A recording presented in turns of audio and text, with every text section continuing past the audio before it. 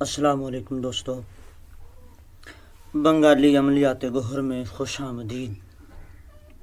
دوستو، عزیز ساتھیو، آج آپ لوگوں کے لیے ایک بہت ہی زبردست، بہت ہی بے مثال ایک نقش لے کر حاضر ہوا ہوں، عمل اس کا مکمل لے کر حاضر ہوا ہوں۔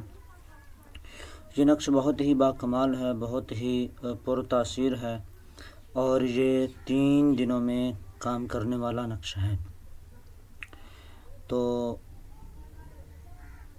اس نقش کو استعمال کرنے کی 2-3 تراتیب ہیں، جو کہ میں آپ کو ابھی ساری کی ساری ترتیبیں سمجھا دوں گا، بتا دوں گا۔ اس عمل کو کس طریقے سے کیا جائے گا وہ میں آپ کو بتلا دوں گا انشاءاللہ تعالی عز و جل اسی ویڈیو میں۔ آپ بنے رہیے، اسی ویڈیو کو آخر تک ضرور دیکھیے۔ تو آئیے چلتے ہیں اس نقش کی طرف۔ تو یہ جو نقش آپ اپنی اسکرین پر دیکھ رہے ہیں، اس نقش کو آپ نے لکھنا ہے۔ اس نقش کو آپ نے لکھ لینا ہے ہو بہو اسی طریقے کے ساتھ، اور زعفران کی سیاہی سے لکھنا ہے۔ وائٹ پیپر پر آپ اس نقش کو اسی طرح لکھ لیں۔ جب یہ نقش اسی طرح لکھا جائے، لکھنے کے بعد آپ نے اس نقش کو فولڈ کر لینا ہے، اس کی بتی بنا لینی ہے۔ اب یہ نقش جب آپ کے پاس تیار ہو جائے، تب آپ نے اس نقش کو استعمال کیسے کرنا ہے۔ سب سے پہلا طریقہ کار یہ ہے کہ آپ اسی نقش کے جو ہیں 7 عدد نقوش بنا لیں، اور ہر روز رات کو بعد از نماز عشاء ایک ایک کر کے آپ ہر روز ایک چمیلی کا تیل لے سکتے ہیں، آپ تلوں کا تیل لے سکتے ہیں، گلاب کا تیل لے سکتے ہیں، آپ زیتون کا تیل لے سکتے ہیں، آپ یا ان میں سے کوئی بھی تیل آپ کو آسانی سے مل جائے، اس تعویذ کو آپ استعمال کریں۔ اس تیل کو آپ چراغ میں ڈالیں اور اس تعویذ کو جلائیں۔ ایک طریقہ کار یہ ہو گیا۔ اچھا، اب اس میں آپ نے اپنا جو ہے وہ نام نہیں لکھنا، اس میں صرف اور صرف آپ نے اپنے محبوب کا ہی نام لکھنا ہے۔ اب جو آگے ترتیب ہے، جو چراغ والے ہیں اس میں تو آپ نے دونوں کے ہی لکھنے ہیں نا۔ اب جو اگلی ترتیب ہے وہ آپ نے بنا نمک اور بنا گھی یا تیل والی ایک گندم کے آٹے کی روٹی بنا لینی ہے، ٹھیک ہے۔ جب آپ کے پاس وہ روٹی بن جائے، اس روٹی پر آپ نے یہ نقش لکھنا ہے، ٹھیک۔ اس روٹی پر آپ یہ نقش جو ہے وہ مارکر سے لکھ سکتے ہیں۔ مارکر، اس میں زعفران کی سیاہی آپ مکس کر لیں، یا پھر آپ انار کی قلم بنا کر زعفران کی سیاہی بنا کر اس طرح سے لکھ لیں آپ۔